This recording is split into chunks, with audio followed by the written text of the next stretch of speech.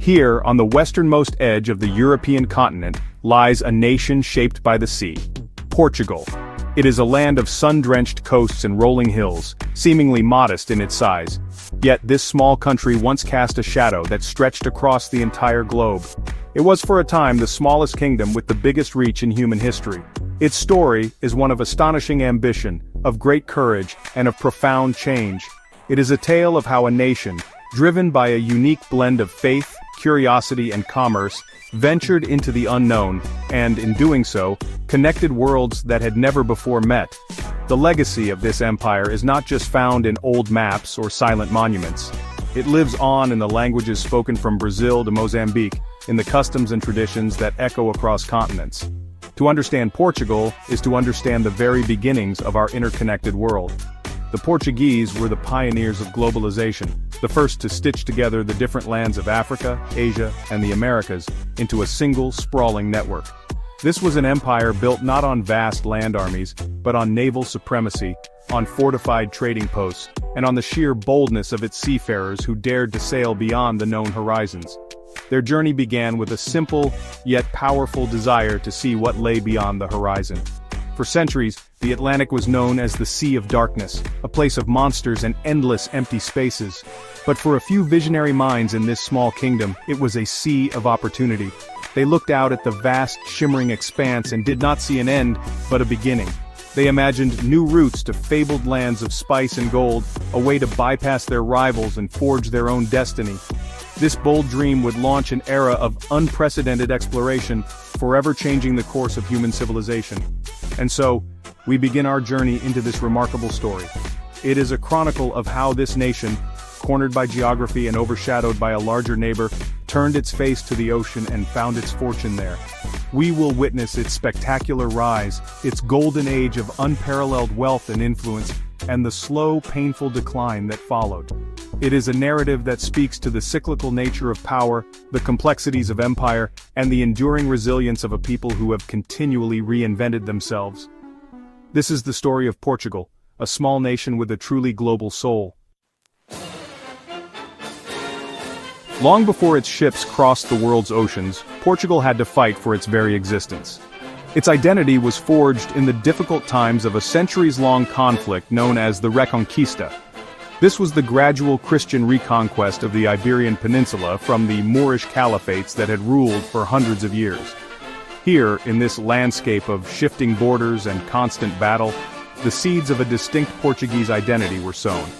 It was a struggle for land, but also for faith and for a future. The spirit of the Crusader, a blend of religious passion and military ambition, would become deeply embedded in the national character. The birth of Portugal as an independent kingdom was a slow and difficult process. It began in the 11th century, with a small county granted to a nobleman for his service in the Reconquista. His son, Afonso Henriques, was a man of immense ambition. He refused to remain a vassal of the neighboring kingdom of Leon and Castile.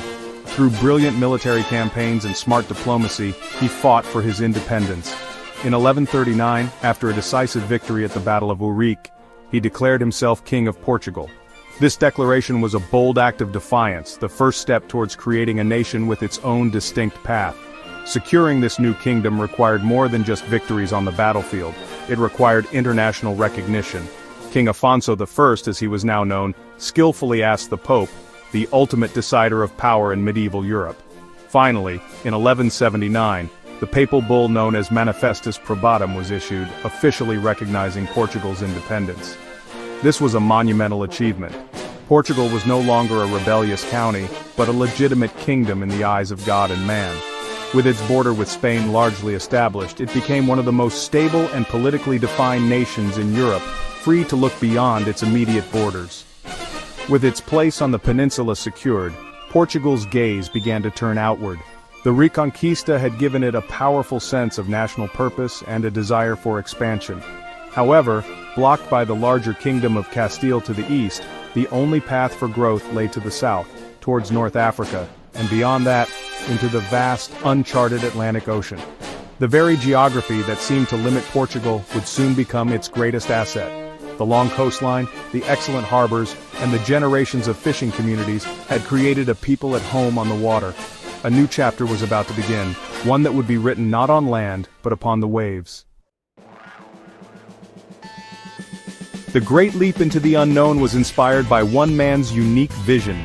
Prince Henry, known to history as the Navigator, was a royal prince who never commanded a ship on a great voyage of discovery himself, yet his influence was perhaps greater than any single explorer.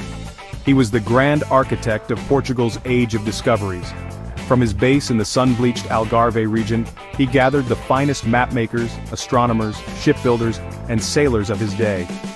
His goal was careful and clear: to push south along the African coast, to map the unknown, and to find a sea route to the legendary spice markets of the East. Under Henry's support, Portuguese sailors began to systematically challenge the fears and superstitions of the medieval world. They developed a new type of vessel, the caravel. It was a ship that was both small and nimble, with its triangular sails allowing it to sail against the wind, a crucial advantage for exploring unfamiliar coastlines. Year after year, these caravels pushed further south, past Cape Boador, once considered the point of no return. Each voyage was a painstaking effort, adding another piece to the puzzle of the African continent. They established trading posts, making contact with local kingdoms and beginning the profitable trade in gold, ivory, and sadly enslaved people. The ultimate prize, a direct sea route to India, remained out of reach for decades after Henry's death. But the momentum he created was unstoppable. Finally, in 1497, a determined nobleman named Vasco da Gama set sail from Lisbon with 4 ships.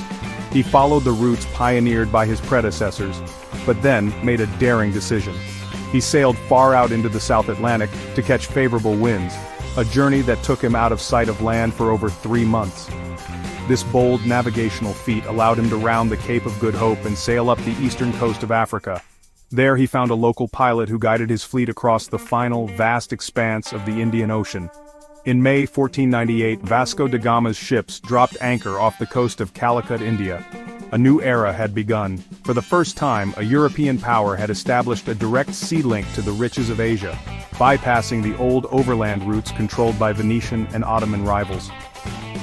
Da Gama's return to Lisbon, laden with spices, was a triumph that sent shockwaves across Europe.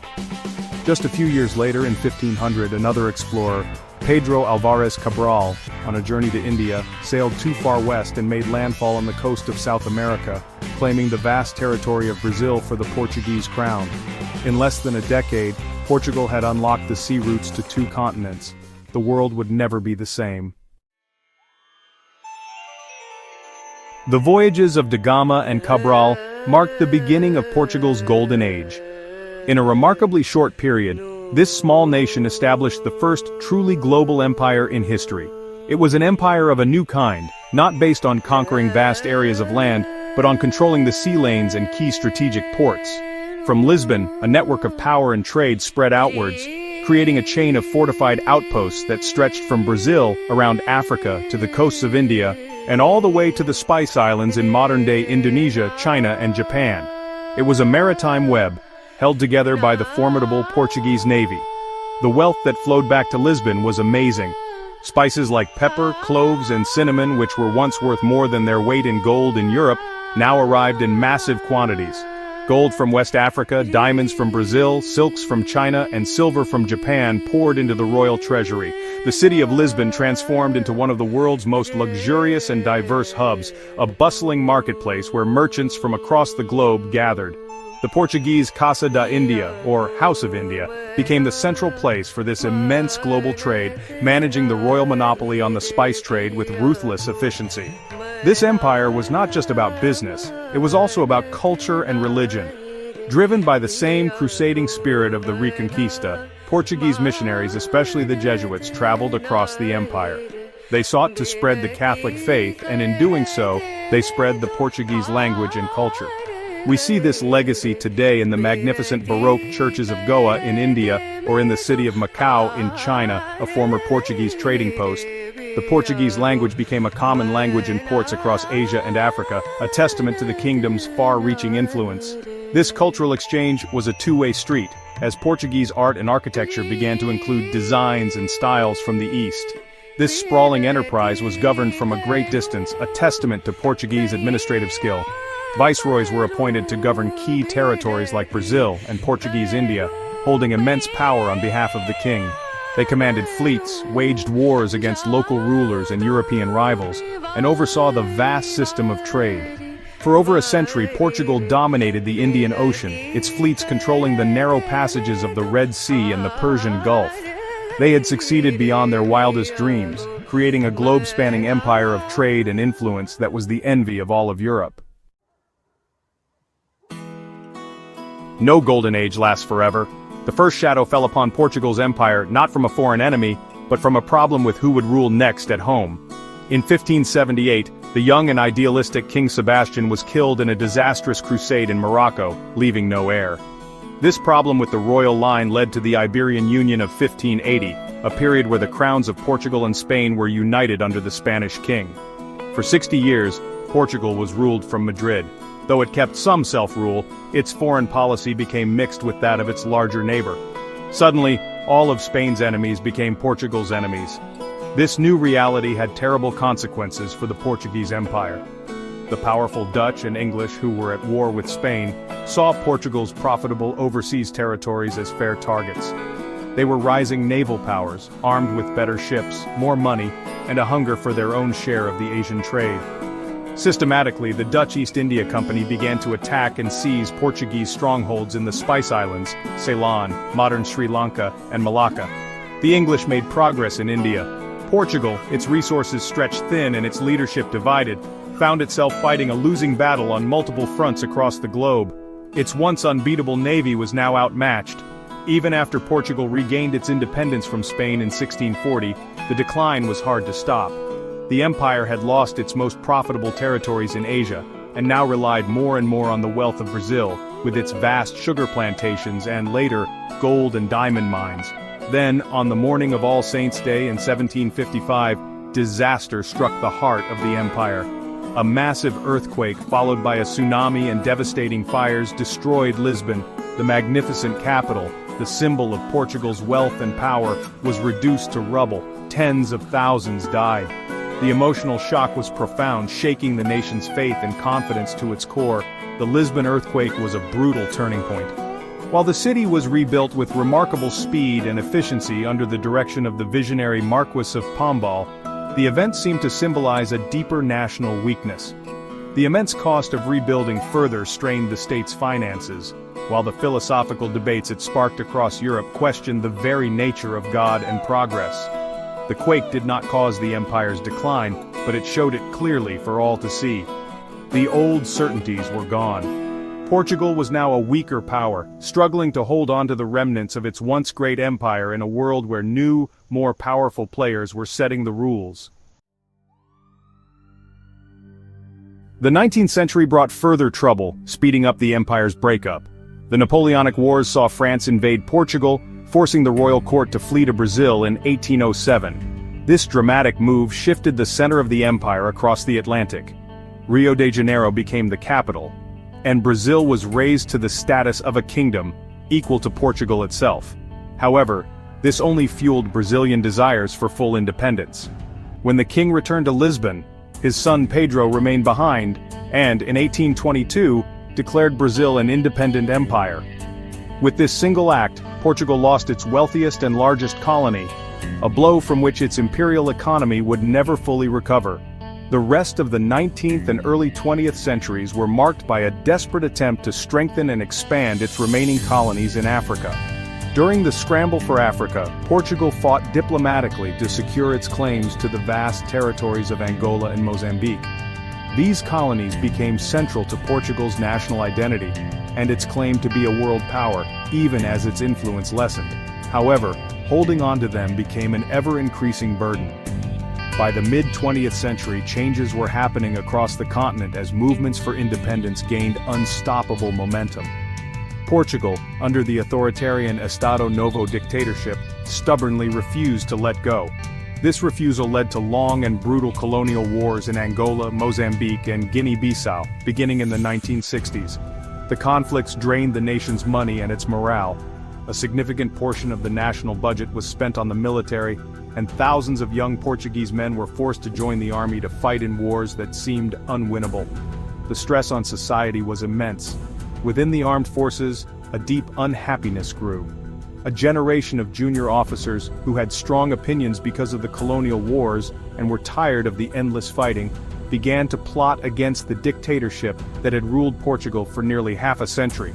They saw the wars as unfair and a dead end for their country. The end came quickly and almost without bloodshed. On April 25, 1974, the military, led by the Armed Forces Movement, staged a coup. As soldiers moved into Lisbon, civilians flooded the streets to support them, placing red carnations into the muzzles of their rifles. This became the symbol of the Carnation Revolution, a largely peaceful transition that overthrew the dictatorship overnight. The revolution's primary goals were to end the colonial wars and establish democracy in Portugal. One of the first acts of the new government was to grant independence to its African colonies, finally bringing the 500-year story of the Portuguese Empire to a close. The end of the empire marked the beginning of a new chapter for Portugal. The years following the Carnation Revolution were turbulent, filled with political uncertainty as the nation navigated the difficult path to a stable democracy. The sudden return of hundreds of thousands of Portuguese settlers, the retornados from the former African colonies, placed immense social and economic pressure on the country. Portugal was forced to look inward, to redefine itself not as a colonial power, but as a modern European nation. It was a profound and challenging identity shift for a country whose self-image had been tied to its overseas possessions for centuries. The defining moment of this new era came in 1986 when Portugal joined the European Economic Community, the forerunner to the European Union. This was more than just an economic decision, it was a symbolic reintegration into the heart of Europe. EU membership brought massive investment in infrastructure, modernized the economy, and secured Portugal's young democracy. The nation began to transform, shedding the last traces of its isolated, authoritarian past.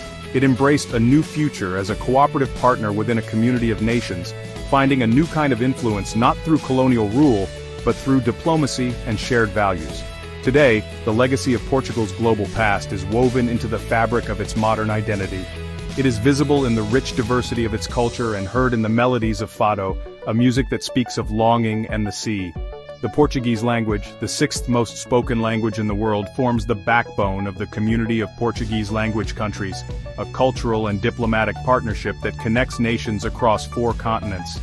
This linguistic commonwealth is perhaps the empire's most enduring and positive legacy, a bridge built of shared history and mutual respect rather than power and subjugation. The story of Portugal is ultimately one of remarkable resilience and reinvention. It is the story of a small nation that dared to dream on a global scale, that reached incredible heights of power, and that endured a long and painful decline. Yet, it did not fade into obscurity. Instead, it found a new purpose. It emerged from dictatorship and the loss of empire to become a vibrant, peaceful, and democratic country.